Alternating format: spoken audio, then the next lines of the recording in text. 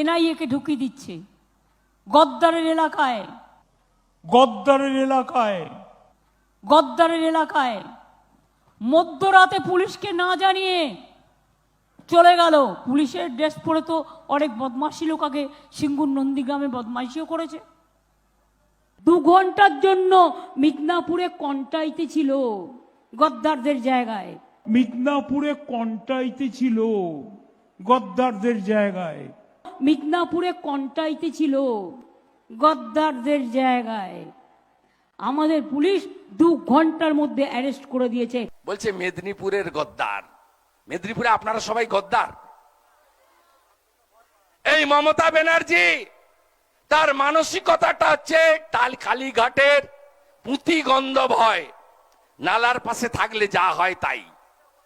আরে মেদিনীপুরে গদ্দার জন্মায় না, মেদিনীপুরে বিদ্যাসাগর জন্মায়, বর্ণ পরিচয় স্রষ্টা। মেদিনীপুরে বিস্ময় বালক ক্ষুদিরাম বসু জন্মগ্রহণ করে, যিনি জীবন মৃত্যুকে পায়ের ভিত্ত করে হাসতে হাসতে কৈশোরে ব্রিটিশের দড়ি গলায় নিয়েছিলেন। মেদিনীপুরে মাতঙ্গিনী হাজরা জন্মগ্রহণ করে, যিনি 1942-এর 29 সেপ্টেম্বর হাতে শঙ্খ আর জাতীয় পতাকা নিয়ে তমলুকের বানপুকুরে দেহ রেখেছিলেন। মেদিনীপুর ওই জায়গা 47-এ স্বাধীনতা পায়নি, আমরা 42-এ স্বাধীনতা ঘোষণা করেছি। সতীশ বাবু, সুশীল বাবু, অজয় বাবু, বিরাজ বাবু, কুমার বাবু, এদের নেতৃত্বে আমাদের সরকারকে ব্রিটিশ ফেলতে পারেনি।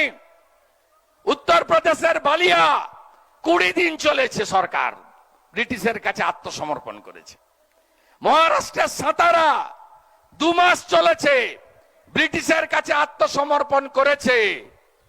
সতীশ বাবু 22 মাস 17 দিন 1944 অব্দি জাতীয় সরকার চালিয়েছেন।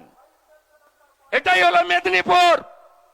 এই সুতাহাটা থানা চারিদিক থেকে কুমার জানা বাবুদের নেতৃত্বে জনগণ ব্রিটিশকে ঘিরে ফেলেছিল। পুলিশের দারোগারা আত্মসমর্পণ করেছিল বন্দুক ফেলে দিয়ে।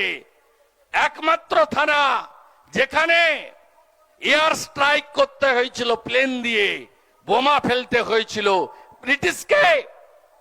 তাই মমতা ব্যানার্জি, আপনি দিদি থেকে দিদিমা হয়ে যেতেন যদি মেদিনীপুরের নন্দীগ্রাম না থাকতো। মেদিনীপুরকে গদ্দার বলতে পারেন না, মেদিনীপুরকে গদ্দার বলতে পারেন না।